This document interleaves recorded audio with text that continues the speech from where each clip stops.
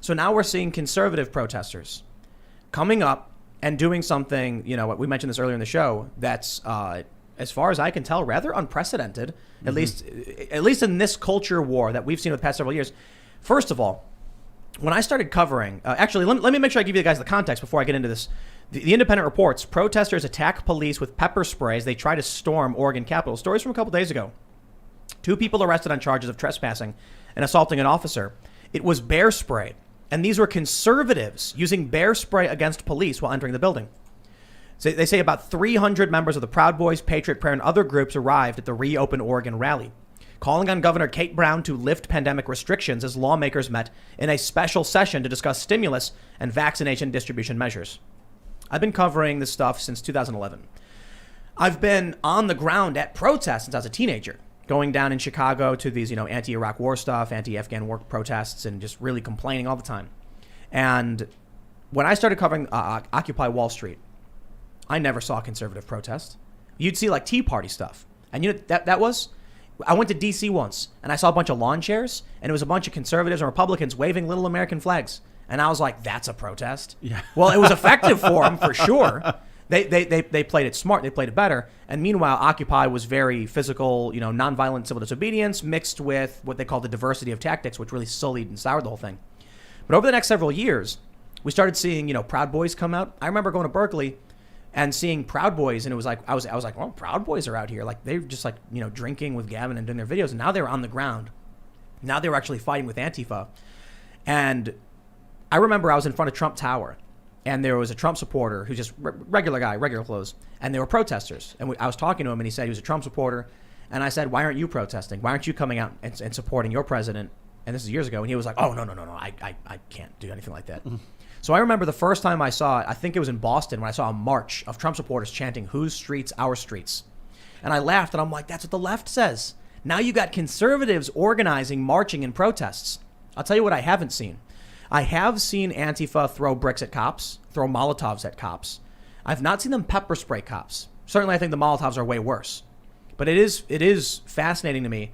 And I'm not saying that in a good way. I'm like, this is crazy to see conservatives bear spraying cops, because you got to really push the line to make a conservative come after a cop. I mean, these are people at this protest. There were a couple of people waving thin blue line flags, clearly in support of police.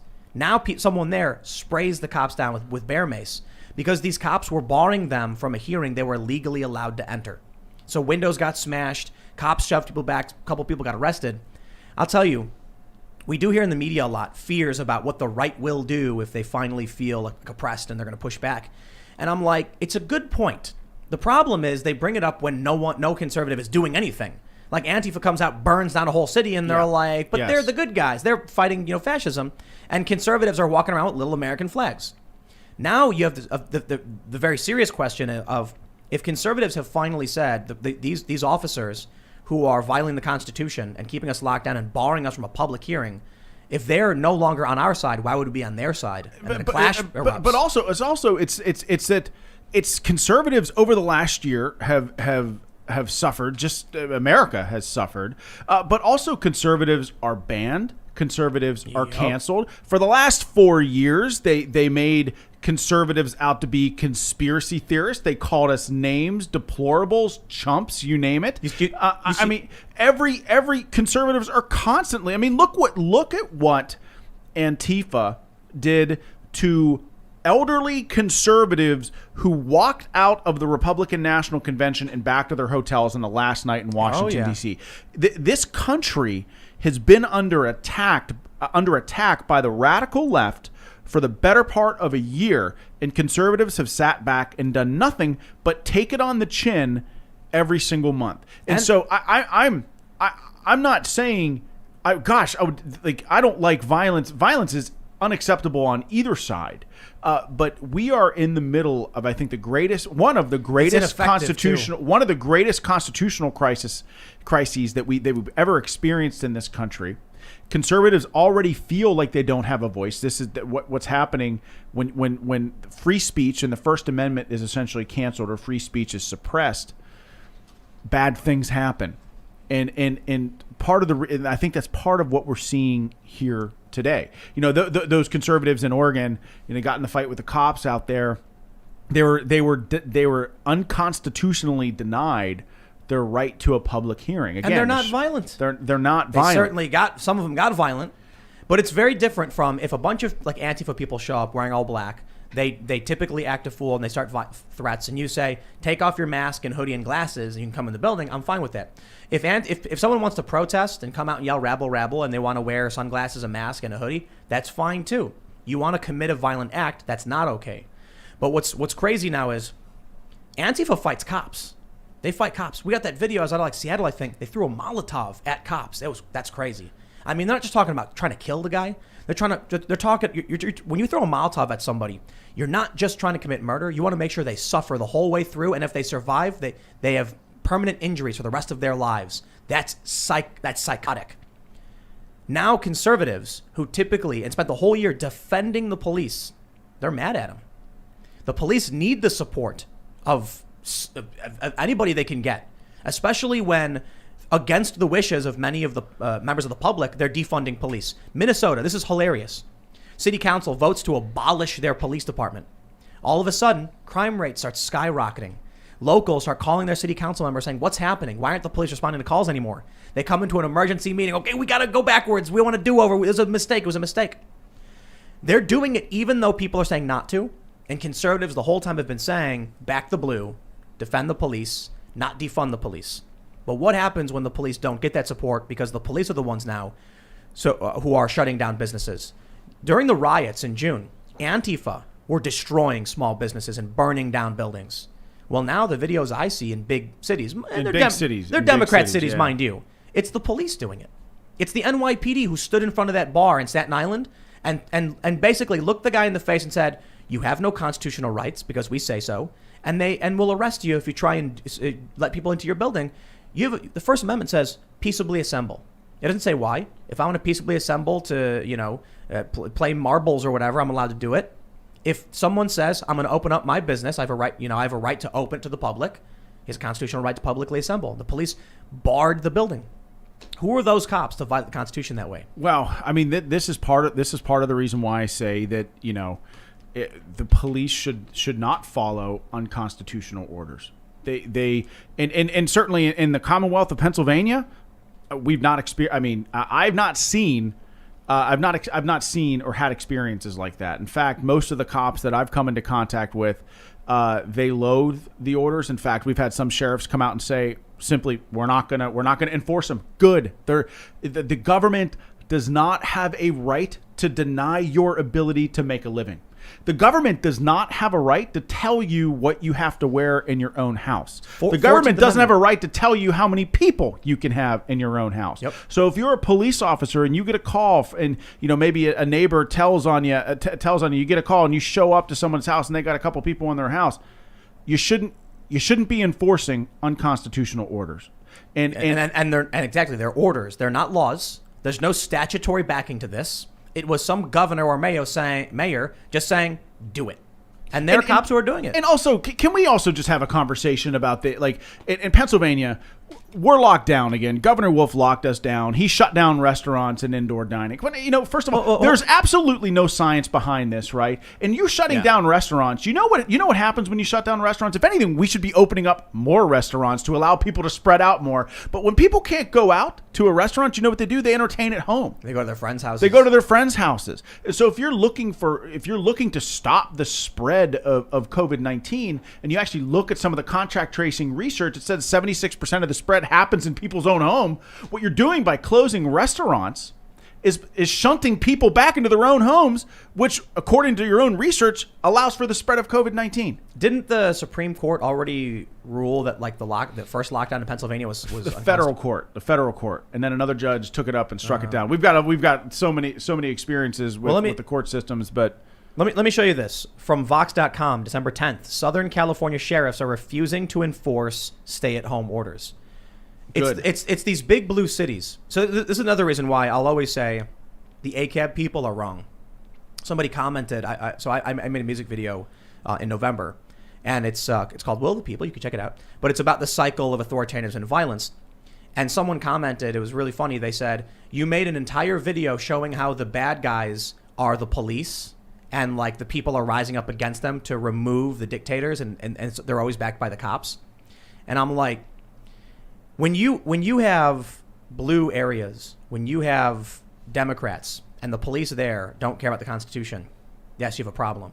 When you have these places in Southern California where the sheriffs uphold the Constitution, when you have places in smaller towns and and local cops who uphold the Constitution, the cops are the good guys, the ones protecting you from the despots, from the authoritarians. The greatest hedge against authoritarianism is our Constitution. Our Constitution protects all Americans, is a shield for all Americans against authoritarian government overreach. Listen, this is why my understanding is most cops swear an oath to uphold the Constitution. Absolutely, and they take it seriously. And when they do, they are literally the good guys. When they don't, they're literally the bad guys. Yeah, police is a verb. Like if I give you a gun, I'm like, go walk around and make sure no one's out there. You're policing the area. Whether or not you are adhere to the Constitution has nothing to do with it. Some of those guys did take and if they're violating them, that's a problem. But anyone can police. Well, it really does come down to cops as the most important group of people. And I'm not saying important as a good or a bad thing. The most consequential group of people in this country right now are cops who are upholding their Constitution or breaking it. In New York, we're seeing them break it. And that means people's lives are being destroyed. In areas like Southern California, we're seeing them uphold it, and they're the heroes stopping the fascists. Well, I have no problem calling them, use their own word against them. These Democrats that feel they have a right to give our taxpayer dollars to massive corporations, to shut everything down by edict, they're fascists. Well, and when you see some of the reporters talking to Governor Wolf, it really is. It would be hysterical if it weren't tragic for these restaurants who are closing in record numbers in the state of Pennsylvania. Reporters asking him, well, why are you closing restaurants? What research are you using? Do you know what he's saying? He's like, I can't think of a more dangerous thing than people sitting with but there's no research to support that the spread of COVID-19 is happening in restaurants, especially when restaurants have invested tens of thousands of dollars in taking 50% capacity. People are spread out. They've got plexiglass or they're outdoors. All you're effectively doing is taking someone's ability to make a living 3 weeks before Christmas. And it's not just the owners of the restaurants, it's the busboys, it's the cooks, it's the servers. All of these people are going to have not only trouble putting food on the table for their family, but they're going to have issues Christmas for their children, for God's sake. It's really frustrating to me. So, I mean, I've stood up in Pennsylvania, and I feel like I'm the only one in Pennsylvania saying restaurants stay open, cops disobey unconstitutional orders. And it's working, except for now we've got government and health, the health department showing up to restaurants and cited one restaurant in Western Pennsylvania, Giovanni's. It's an Italian restaurant. Health department came in there and said, well, you're not supposed to be open for in-person dining. And he said, well, I can't make a living if I don't. So they came back the next day. They pulled his health permit and they said, oh, we'll make you a deal. We'll let you do takeout. And he said, I lose money when I do takeout. I'm staying open. He said, well, guess what? We got to shut you down now. How are they going to do it? Well, he didn't listen. So are they going to send cops in? If they do, I don't think, I don't know. I hope that the cops don't, I hope that they don't comply. I don't think that they will. But the point is, people are starting to push back. And what I said earlier in the program is a government derives power from the consent of the people. The moment we no longer consent, the government has no power to impose any unconstitutional lockdowns. And again, I'll say this again because there'll be some radical left group that's going to take this out of context and say that I don't care about COVID. I do care about COVID a lot. I think we need to adopt a more surgical pandemic response. Yep. I think that we can protect small businesses and protect people's ability to make a living while simultaneously protecting public health. I think we can do both. Not only that, I think at this point, I don't care what the response being offered up is as long as it's not lockdown. You know why? We did the lockdown. Didn't work. The science behind them is dubious at this point. Anybody that's advocating for lockdowns at this point in the game is not looking at the data and not looking at the science. But I'll clarify. The first point of the lockdowns was not to stop everyone from getting COVID. It was to make it so the hospitals could handle the load by spreading it out. That was the goal of the lockdown. We did. Now it's back. We slowed the spread. It came back with a vengeance. We can't just do it again because clearly it's just going to keep coming back. We have to do something else. So my question is, though, with these protesters, at what point do conservatives, I don't know, escalate, as it were? There's a town called Mossy Brook in Washington where the mayor just said we're exempt from the lockdown just by his own decree, and so the city is just normal. Patriot Prayer, right-wing groups showed up and they partied.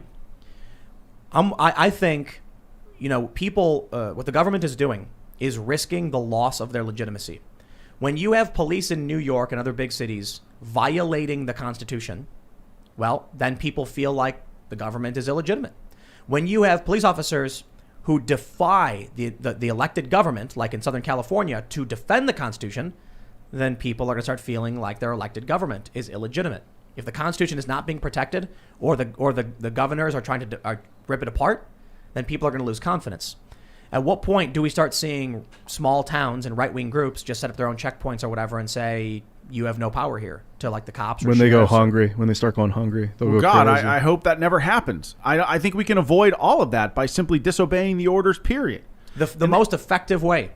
Because this is the most and important thing. by the way, Tim, like when I say disobey the orders, I'm simply saying restaurants stay open, small businesses stay open. If you want to leave your house and you want to go shopping, then go shopping. Follow CDC guidelines. Wear a mask in the store. If you're somebody that's afraid of COVID, right? Or if you're somebody that has a pre-existing condition, or if you're in a high-risk category, stay home. Order groceries online. Look to your neighbor for help. Maybe they'll go grocery shopping for you. But there are ways that human beings we'll find a way to be safe and be responsible during all this. But what the point that I'm making is I don't think a top-down draconian government lockdown is the answer, because there's that old phrase from Ronald Reagan, like, I'm from the government and I'm here to help. That scares me. Thanks for checking out this clip from the Timcast IRL podcast. We do the show live Monday through Friday at 8 p.m. So come back to check us out when we go live. Don't forget to subscribe, hit the like button, hit the notification bell, and we are also available on all podcast platforms for free if you want to listen to us there. Thanks for hanging out, and we will see you all next time.